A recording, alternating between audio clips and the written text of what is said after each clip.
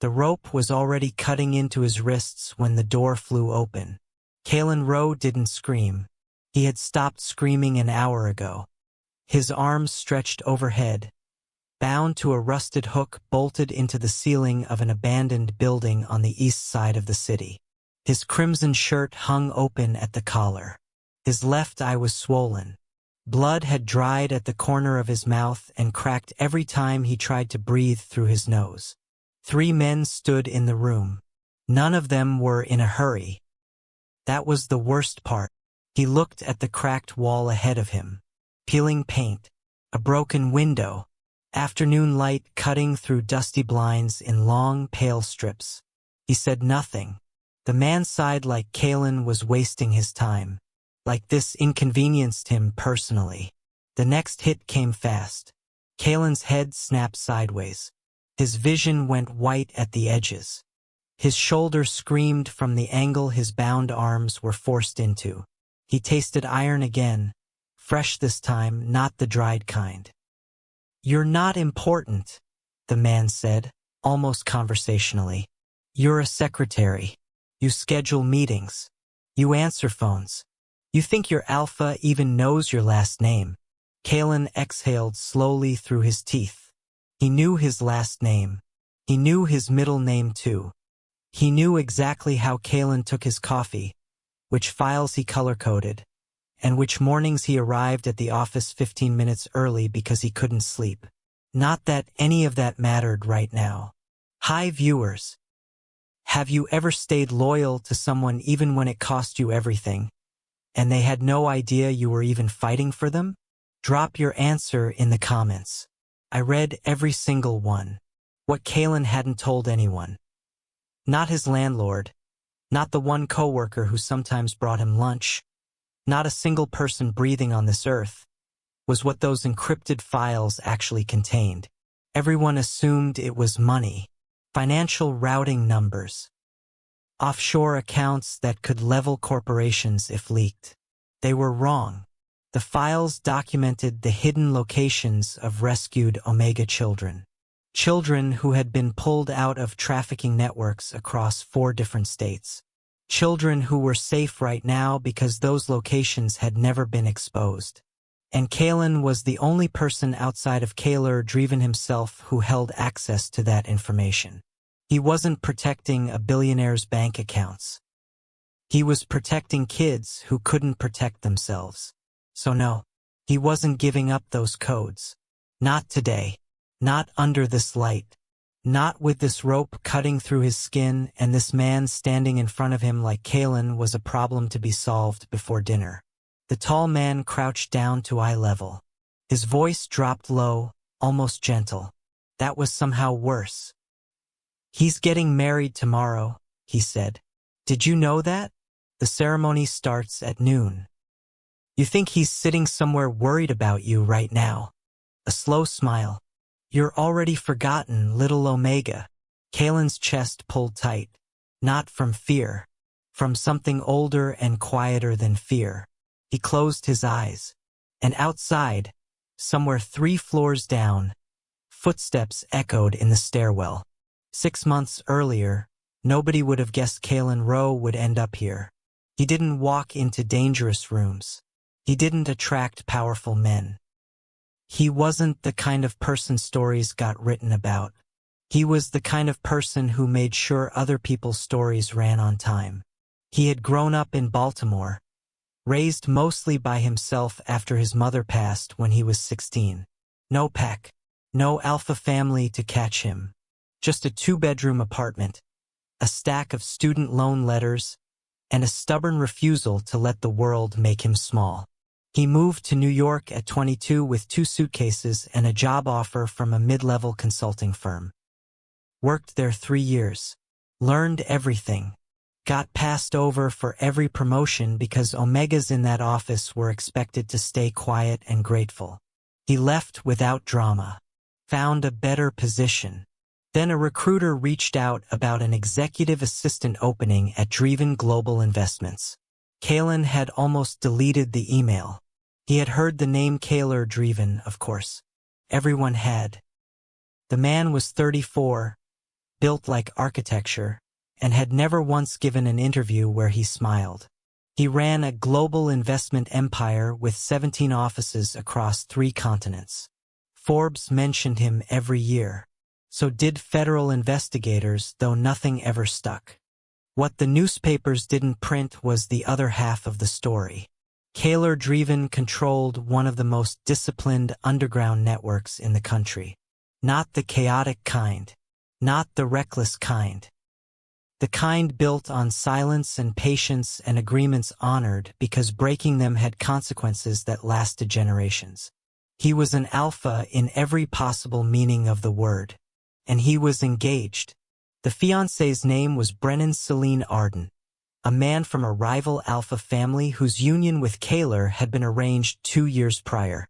A political alliance sealed in private rooms by men who wore expensive suits and never raised their voices. Brennan was cold, polished, and entirely unbothered by affection. He treated the engagement like a merger, which, in every way that mattered, it was. Kaylor didn't think about any of that on his first day. He just showed up early, organized the filing system that 3 previous assistants had apparently let collapse, and fixed a scheduling conflict in Kaylor's calendar that would have caused a 20-minute delay in a meeting worth $300 million. Kaylor noticed. He didn't say anything. He never said much. But Kaylor caught the slight pause when Kaylor reviewed the corrected schedule. A beat of something passing across that unreadable face. After that, Kaylor stopped assigning Kaylor simple tasks. Weeks passed like that, quiet and professional.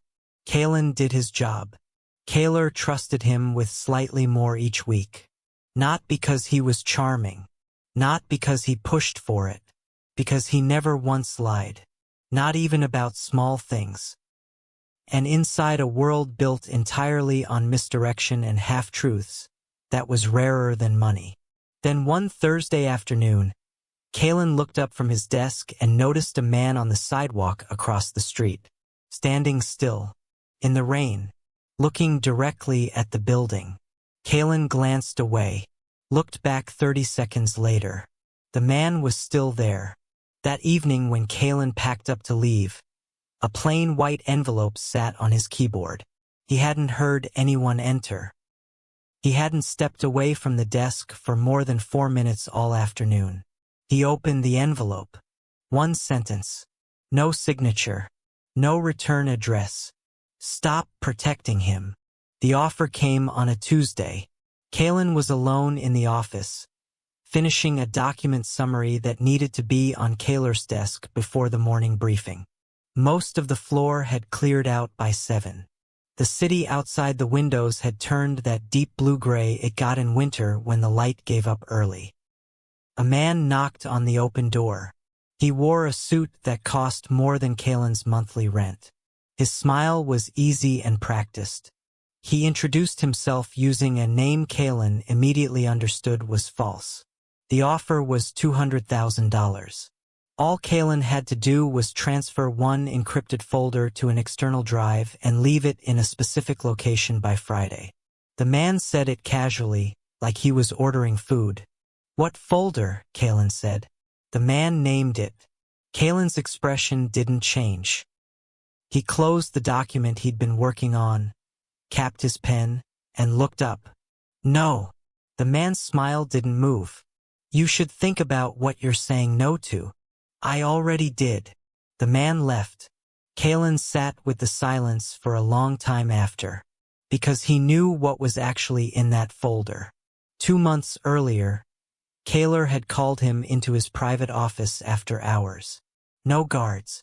No staff. Just the 2 of them, the city spread out through floor-to-ceiling glass, and a look on Kaylor's face that Kaylor had never seen before. Careful. Almost uncertain. "I'm going to trust you with something," Kaylor had said. "Not because I have to, because I've watched you for 63 days, and you have never once made a decision based on what was easiest for you." He handed Kaylor a secure access key. The files behind it weren't financial records. They were locations, transfer logs, names that had been legally changed, medical documents. Every piece of documentation tied to a network quietly pulling Omega children out of trafficking pipelines across the country. Children who'd been erased from official records to keep them hidden from the people hunting them. Safe houses, new identities, guardians. If that information reached the wrong hands, every single one of those kids would be found. Kaylor had barely slept that night, not from fear. From the weight of understanding exactly what Kaylor Dven was when nobody was watching him. Now someone wanted those files. And they were willing to pay. And they were willing to wait. He changed his routes home. He checked his apartment lock twice every night. He started memorizing faces in elevators. 3 weeks after the man in the suit, Kaylor arrived home at 9:30 and pushed his key into the lock. It didn't turn. He tried again. Nothing. Someone had changed his lock. He stood in the hallway, perfectly still, his key pressed between his fingers. From behind him, so close he felt the warmth, someone whispered against the back of his neck. "We've been waiting." The bag came over his head before he could turn around. 2 sets of hands. Practiced. Fast. He fought. That part mattered to him even though it changed nothing. He threw an elbow, made contact, heard a grunt. Then something hit the back of his knees and he dropped hard. Zip ties on his wrists before he hit the floor. He didn't remember much of the drive. When the bag came off, he was already suspended. Wrists overhead, rope looped through a ceiling hook, feet barely touching the ground. The room around him was a collapsed shell of something that used to be an office. Broken furniture, papers scattered across the floor like no one had been here in years. The windows looked out over a city that had no idea he existed right now. 3 men, 1 in charge. 2 there to make sure the first one's decisions held. The lead man's name was never spoken. He was patient in a way that felt rehearsed. His questions came out flat and quiet like he was conducting a review. The access codes, the folder location, the backup key. Kaylor said nothing. "We're not unreasonable people," the man said. "We know you're not the target here. You're a complication. Help us resolve the complication and you go home." Still nothing. What followed wasn't quick or dramatic. It was methodical. And every time the man circled back to the same 3 questions, Kaylor gave the same answer. Silence. The man switched tactics around the second hour. He stopped using his fists. He started using words. "You think this matters to him? Your loyalty?" He's signing venue contracts for his wedding right now. Flower arrangements. Seating charts. "Do you know what seat you're assigned?" Kaylor stared at the cracked wall. "None. Because you don't exist outside of that office. You're useful. That's all." Phone rang. The lead man stepped away. His voice dropped too low for Kaylor to catch full sentences. Just fragments. Transfer confirmed. Location moved up. Then silence again. When the man came back, something in his expression had shifted. Still controlled, but satisfied now. "Change of plans," he said, almost cheerfully. "You're running out of time to be valuable." He crouched to eye level. "They're getting married tomorrow. You're already forgotten." The rope above Kaylor's wrists creaked. His arms had gone half numb an hour ago. He looked at the man and said nothing, because what he knew, what nobody in this room understood, was that Kaylor Dven didn't forget things. Not schedules. Not details. Not people. Kaylor Dven noticed the notebook first. It was sitting on Kaylor's desk at the wrong angle. That sounds like nothing. It was nothing to everyone else who walked past that desk all morning. But Kaylor Rowe was a man who squared his notebooks parallel to the desk edge every single time he set one down. Kaylor had watched him do it unconsciously, without thinking, hundreds of times over 6 months. The notebook sat at a diagonal. like it had been dropped. Or knocked. Kaylor stood in the doorway of his office for a long moment before he picked up his phone. 5 missed calls to Kaylin's number. He had sent them himself, over the course of 2 hours, after a contract revision arrived with an error no one else on staff seemed able to locate. He had assumed Kaylin was dealing with something. Given him time. Now he was looking at that notebook. He called again. Straight to voicemail. Kaylor turned to his head of security, Marcus, who was already watching him with the particular stillness of someone who recognized a shift in the room. Pull his check-in log, Kaylor said. Marcus had it in 3 minutes. Kaylin had badged into the building at 8:47 that morning. He had not badged out. He had simply stopped existing in the system at some point mid-afternoon with no record of exit. Kaylor walked back to the desk. He opened the top drawer the way someone does when they already know something is wrong and they're just confirming it. Kaylin kept a small brown notebook in that drawer. Personal. Never left it at the office overnight. It was still there. A man who left willingly would have taken it. Kaylor closed the drawer. His jaw was tight when he spoke again. His voice hadn't changed. Never changed. Get the car. He drove to Kaylin's apartment himself. The building was quiet. Tuesday evening. Rain again. He took the stairs to the 3rd floor, and before he even reached the door he saw it. The lock had been replaced. Poorly. Quickly. The kind of swap done by someone who needed it done fast, not someone who cared how it looked. He crouched. Checked the floor of the hallway. A key sat against the baseboard near the wall. Small. Silver. The kind that came with a building-issued lock, not the replacement one now bolted into the door. Someone had knocked it out of his hand. Kaylor stood. Marcus appeared behind him and said nothing, because nothing needed to be said. Run every warehouse and holding property tied to anyone who's made contact with Brennan Arden's family in the last 30 days, Kaylor said quietly. Cross-reference with anything flagged near our East Side holdings. Marcus was already on his phone. Kaylor looked at the key on the floor. He didn't touch it. He walked back to the stairs. 37 minutes later, the car stopped outside a building with broken windows and a collapsed fire escape on the 3rd level. Kaylor stepped out. The street was empty. The building was silent. He stood at the entrance for a long moment, listening. Nothing. Then from somewhere above him, faint but clear, steady in a way that made something shift hard in his chest, he heard a voice. Quiet. Exhausted. Unbroken. I'm not betraying him. Kaylor moved before Marcus could speak. 3 steps into the building. Stairwell on the left. He took the stairs 2 at a time without making a sound that wasn't necessary. His coat swept behind him. His jaw was set in a way his security team recognized, not anger exactly. Something colder and more focused than anger. He reached the 3rd floor landing. The door was already ajar. He pushed it open slowly and stopped. Pause on that moment, because what Kaylor Dven saw in that room rewired something permanent in him. Kaylin hung from the ceiling hook, wrists raw and bleeding above his head. His shirt was torn at the collar. His face was a map of everything the last several hours had done to him. One eye barely open. Dried blood at his lip. Shoulders pulled at an angle that had to be agony.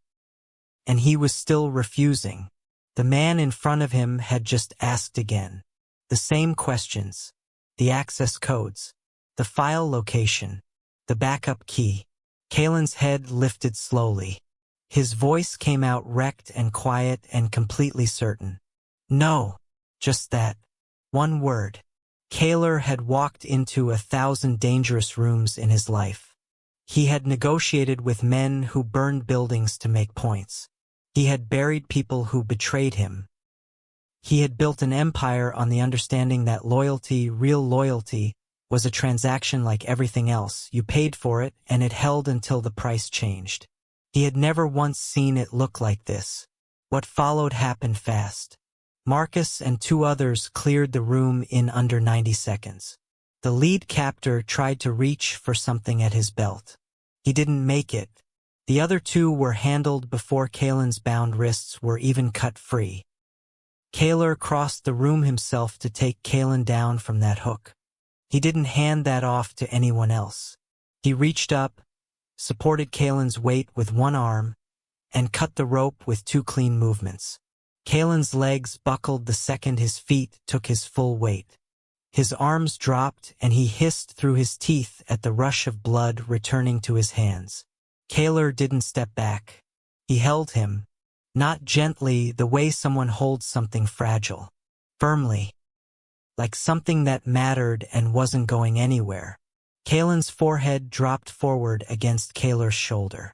He didn't make a sound, just breathed, in and out, the kind of breathing a person does when they've been holding themselves together for hours by sheer decision alone and they finally have permission to stop. Kaylor said nothing for a long moment. Then quietly, to no one in particular, to the room, to himself. Who sent them? It wasn't a question. It was the beginning of one. From across the room, one surviving captor had been zip-tied to a chair. Marcus crouched in front of him. The man looked at Kaylor over Marcus's shoulder and smiled. Slow, deliberate. You still don't know who ordered this.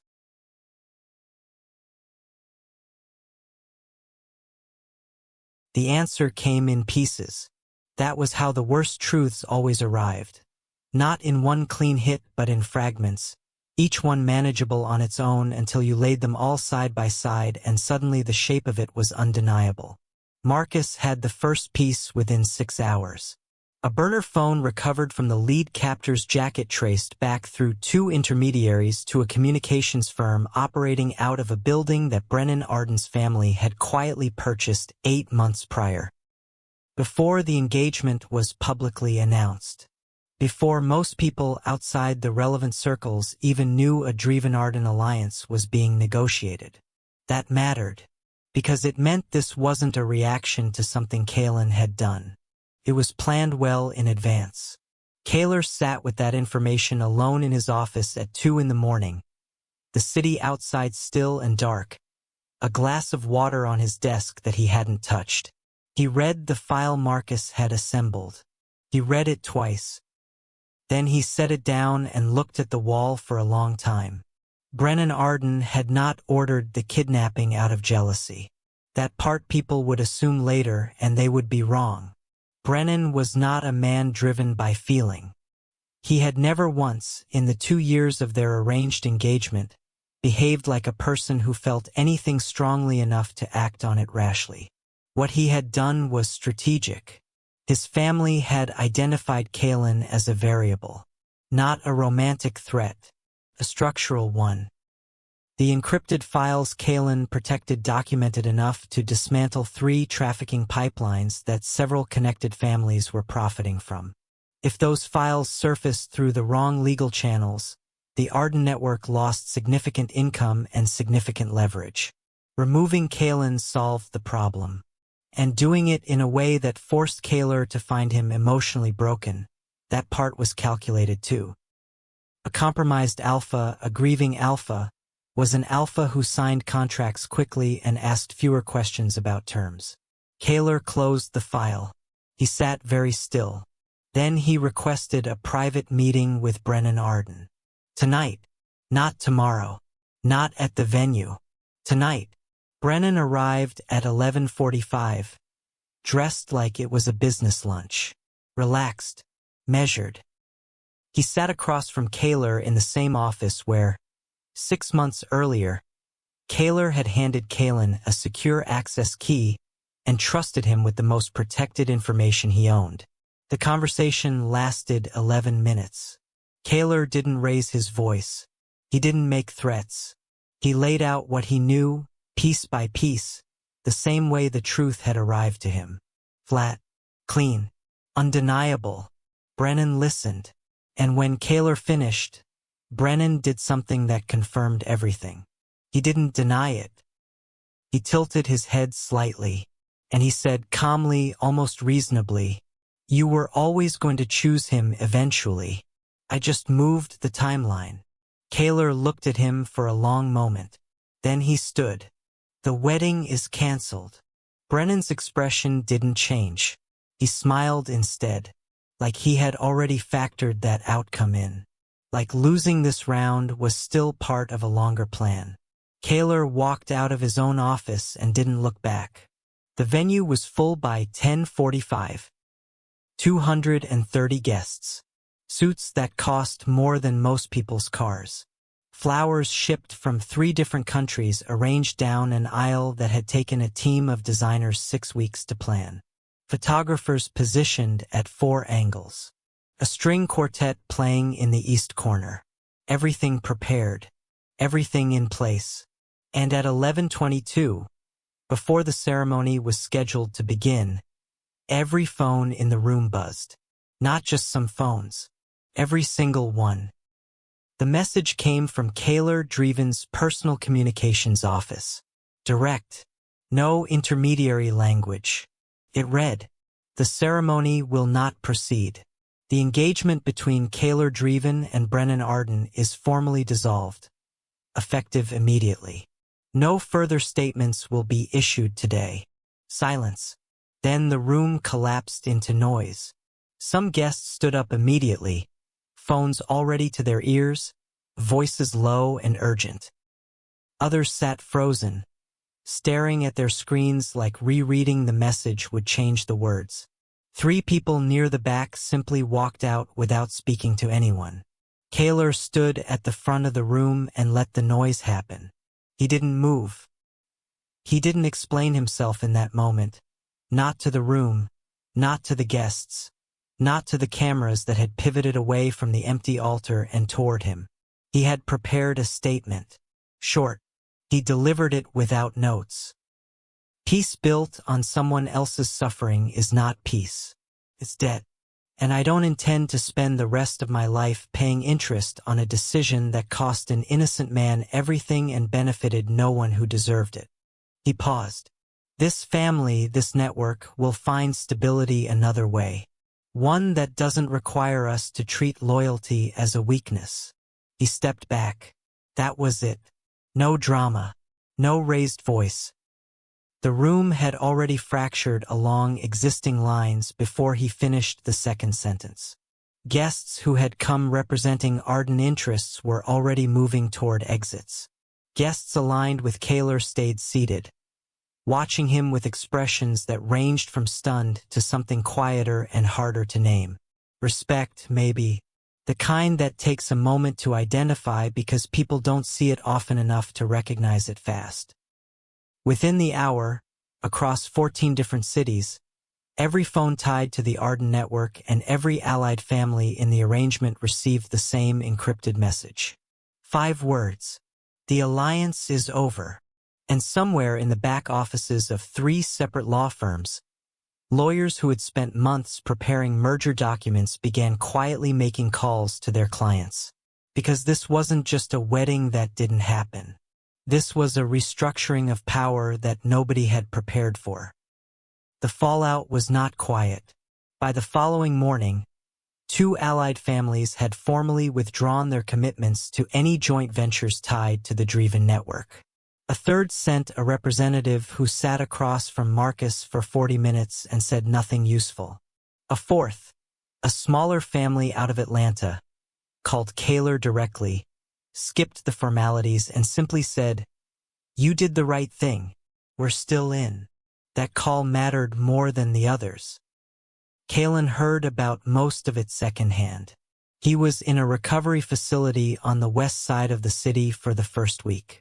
Private, quiet, the kind of place where the staff didn't ask questions because they had been specifically hired by people who needed that quality in a medical team. His wrists healed faster than expected. His shoulder took longer. He spent the first 3 days sleeping in ways he hadn't been able to for months. Deep and uninterrupted, the kind of sleep that only arrives after sustained fear finally releases its grip. On the fourth day, he sat up in bed and asked Marcus, who was stationed outside his door, what had happened at the wedding. Marcus told him. Kaylor sat with that for a long time. He didn't feel triumphant. He felt heavy, because the cancelled wedding had consequences that touched people who had nothing to do with what happened to him. Families whose alliances were now unstable. Staff inside Dven Holdings who were fielding calls they weren't prepared for. A broader network that had been counting on a merger that no longer existed. Kaylor understood at a cellular level that he had not caused any of that. Brennan Arden's choices had caused it. The trafficking network protected by that alliance had caused it. But understanding something clearly doesn't always stop you from carrying it. Kaylor came on the fifth day. He didn't bring anything. He didn't make an entrance. He pulled a chair to the side of the bed and sat down in his shirt sleeves. No jacket, which Kaylor had genuinely never seen before, and for a few minutes neither of them said anything. Then Kaylor said, "You didn't cause this." Kaylor looked at the window. "I know. You don't sound like you know." A beat. "I know it here," Kaylor said, pressing 2 fingers to his temple. "It's getting to here that takes longer." He moved his hand to his chest. Kaylor didn't argue with that. He nodded once, like he understood exactly what that distance felt like. Then he said something that Kaylor held on to for a long time afterward. People don't create corruption. They reveal it. Everything that came apart was already broken. You just made it impossible to ignore. Kaylor exhaled. Slow. The first real exhale in what felt like weeks. Outside the window, the city moved like nothing had happened. Traffic. People. The ordinary wait of a Tuesday in November. Then Marcus knocked twice on the door and opened it slightly. "Sir." Security intercepted something. He held out a phone with a message pulled up on the screen. Kaylor read it. His expression didn't change, but his jaw tightened in a way Kaylor now recognized. Kaylor sat up straighter. "What does it say?" Kaylor lowered the phone slowly. "The child has been moved. For months past. Not peacefully. Not without cost. But forward." Which was the only direction that mattered. 3 of the trafficking pipeline locations documented in the encrypted files were dismantled in coordinated operations that Kaylor's network facilitated from the edges. Legally, quietly, without names attached. The children connected to those cases were moved again, carefully, to placements that held this time. 2 of the families that had withdrawn support after the wedding came back within 6 weeks. Not out of affection. Out of calculation. They had watched how Kaylor handled the fallout, measured, principled without revenge, and decided that stability lived closer to him than to the alternative. The 3rd family stayed gone. That was fine. Kaylor went back to work on a Tuesday in December.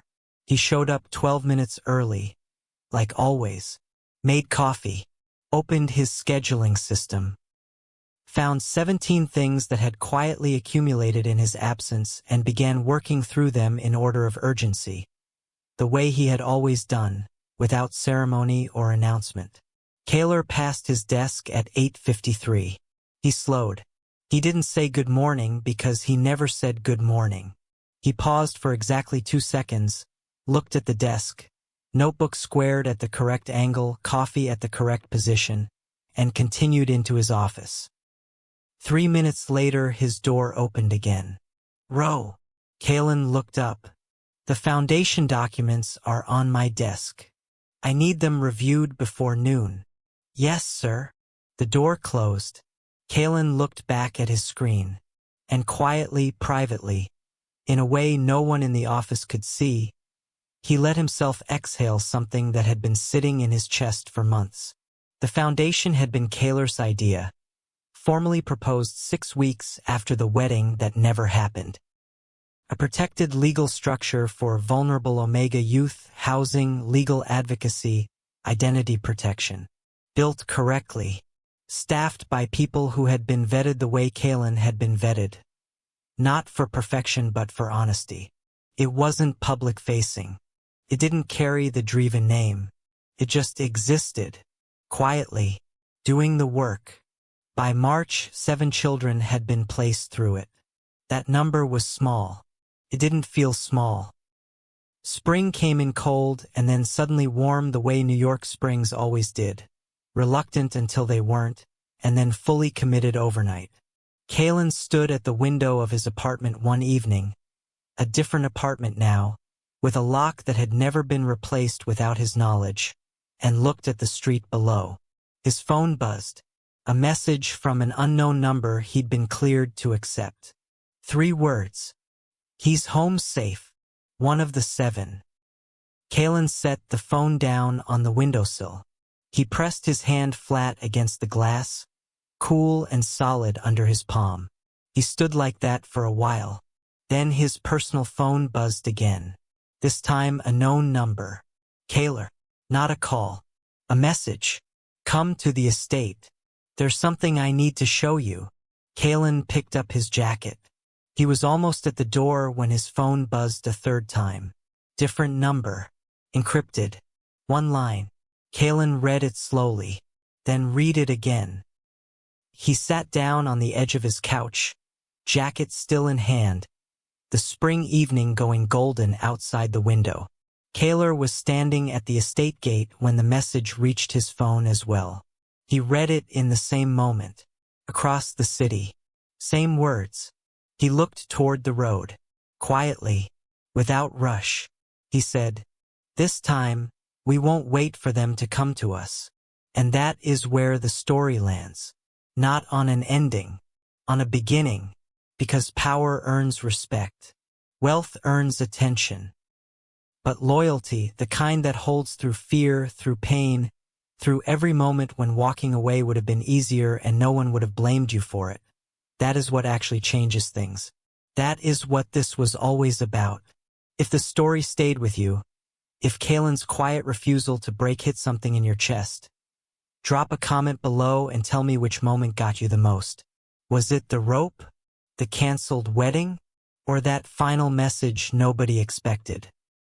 Share this story with someone who needs to hear that loyalty is never weakness.